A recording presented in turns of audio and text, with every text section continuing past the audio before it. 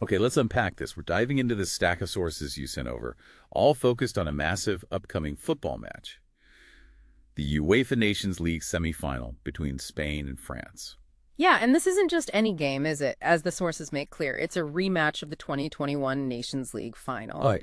But maybe even more critically, it's a repeat of that Euro 2024 semifinal, the one Spain won on their way to becoming champion. Exactly, setting the stage in Stuttgart on June 5th. And your material lays out how both teams got here. Spain coming in as reigning UNL and Euro champs, riding an incredible unbeaten wave. What was it? 23 competitive matches, 18 overall. Just incredible form. Yeah. And then France, the 2021 Nations League winners, with their World Cup pedigree, but maybe a slightly bumpier road this time around, according to the analysis. A little bit, yeah. So our goal here, let's pull out the absolute must-know nuggets from this material so you're fully prepped for this high-stakes clash. Okay, so where do we start? Maybe the history between these two. The overall head-to-head slightly favors Spain, but the sources point to an interesting shift, don't they? They really do. Historically, France seemed to have the edge in competitive games, but that's really flipped since around 2006. Right. Spain's won, 6 of the last 9 meetings? Yeah, something like that. And those two recent knockout games you mentioned, both incredibly tight 2-1 results. Exactly. France winning the 2021 UNL final, Spain getting that revenge in the Euro 2024 semi. And the sources constantly stress these razor-thin results. It seems to be a hallmark of this specific rivalry. It really does. It highlights how tight these encounters usually are, despite all the star power. Okay, so let's shift to the team news then, because this seems to be where the sources flag a major, major difference for this specific match. Absolutely critical point. Yep. Spain, yes, they have some notable absences, Rodri, Carvajal mentioned.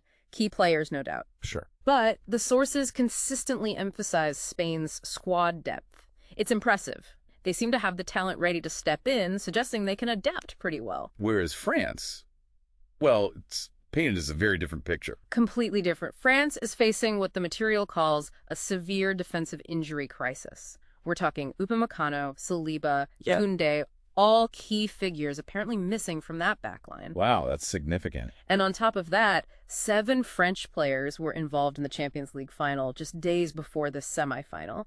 So potential fatigue is a real concern raised in the sources. So that concentration of issues, particularly the injuries in defense, that's highlighted as France's critical challenge here. Exactly. That's the big red flag the analysis points to. Okay, so how does that severe defensive issue for France, combined with Spain's depth and current form, impact the tactical battle we're likely to see? Well, that's the crucial link the sources draw. Spain, under Luis de la Fuente, they're described as tactically very cohesive, dominant midfield control, excellent game management. And the analysis suggests this collective strength, especially in midfield, is what makes their forwards, like the young star Lamine Yamal or Dani Olmo, look world-class because the system creates such good chances for them. In France. Yeah. Obviously stacked up front, as the sources say.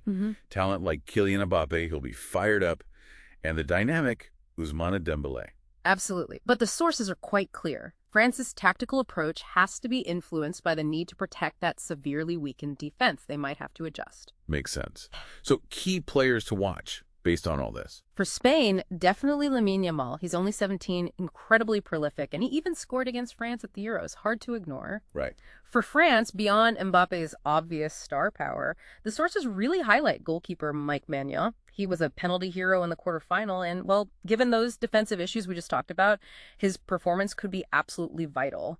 Okay, so pulling all these threads together, the history of tight games, Spain's amazing form and depth, France's quite serious defensive crisis, and the tactical implications.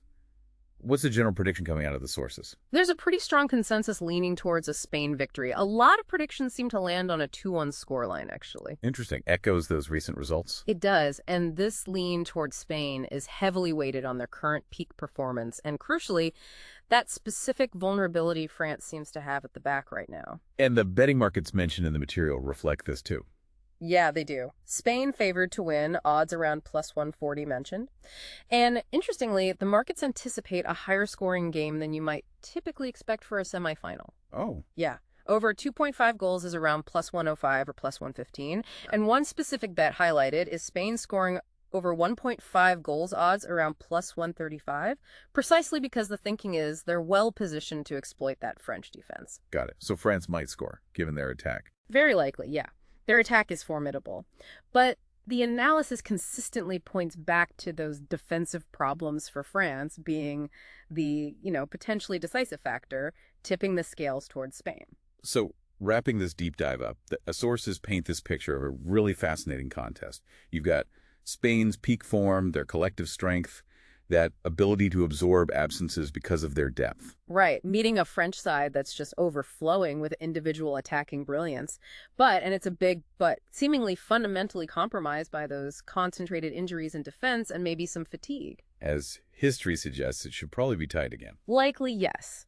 But the overwhelming analysis points to Spain having the significant edge, primarily because of France's backline woes.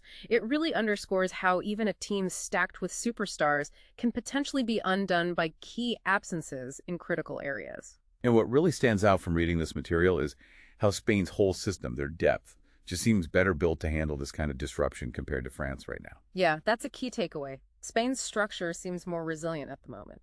Which raises, I think, an important question for you, the listener, to consider.